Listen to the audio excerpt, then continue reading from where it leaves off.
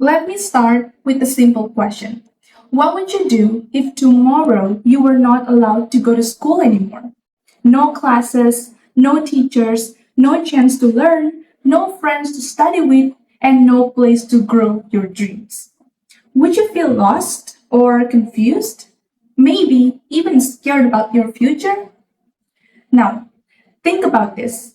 While we complain about assignments, exams, or waking up early, there are children out there who would give anything just to sit in a classroom.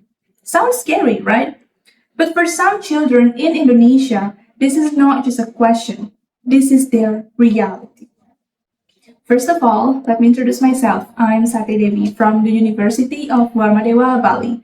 And today, I would like to share my perspective on why education must be a right for everyone, not a privilege for a few. So, ladies and gentlemen, before we talk about solution or big dreams, we need to be honest. Reality is not the same for everyone. We often say education is important, but do we really see what is happening around us? In big cities like Jakarta or Surabaya, students complain about homework, unstable Wi-Fi, or boredom in class. But in other parts of Indonesia, the reality is very different. In places like Papua or remote villages in Nusa Tenggara, some students walk for hours just to reach schools, study in damaged classrooms, and have little to no access to books or the internet. Some even have to work to support their families and eventually drop out. So let me ask you this. Is education still a right or has it become a privilege?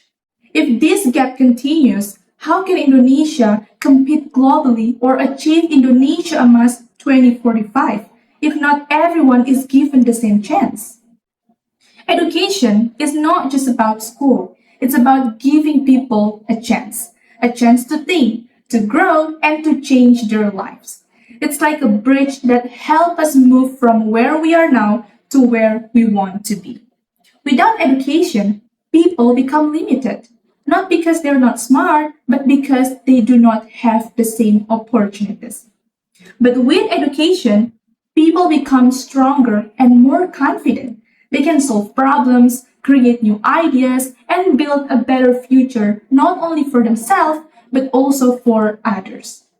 Education opened doors that once felt impossible to reach. So let me ask you again. What kind of Indonesia do we want in 2045? Now, after seeing this reality, the next question is simple. What can we do? First, we start from ourselves.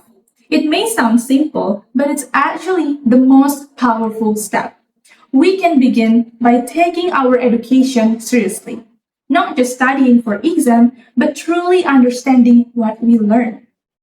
Instead of spending hours on social media, we can use our phones to learn new skills and explore ideas.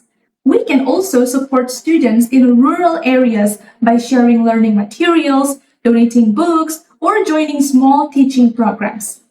It may feel like small action, but imagine if one child learns how to read because of you.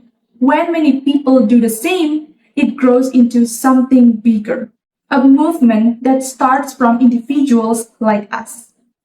Now, second, a change to create better Indonesia 2045 can come from the government. Because large problems need large actions. The government can improve equal access to education by building better schools in rural areas, providing stable internet, and ensuring enough qualified teachers are placed in remote regions, not only in big cities. They can also give scholarship, free school supplies, and financial support for students from low-income families so no one has to drop out because of money. In addition, the government can create digital learning programs that reach even the most isolated areas so every child can learn, no matter where they live. Because when the system becomes fair and supportive, education is no longer a privilege, but truly a right for all. And lastly, ladies and gentlemen, we can start helping others around us. We can join volunteer programs, teach children in our community, or share books and learning materials with those who need them. Even using social media to raise awareness about education inequality and share useful learning resources is already a meaningful step. These actions may seem small, but they can mean a lot to someone who has very little. When we help others learn, we're not only sharing knowledge, but we also giving them a chance to believe in their future. Imagine if each of us helped just one person to learn. The impact will slowly grow and reach more people, creating change step by step. So, ladies and gentlemen, let me end with the same question I asked at the beginning. What would you do if tomorrow you were not allowed to go to school anymore? Now we know that for some children, this is not just imagination. It is their everyday life. But today, we also know that this reality can change. It can change through us, through our actions, and through the choices we make starting from now.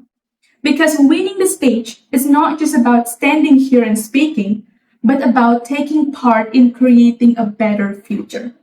And if we truly want to see the world, then we must make sure every child has the chance to learn, to grow, and to dream. So that's all for me. Thank you.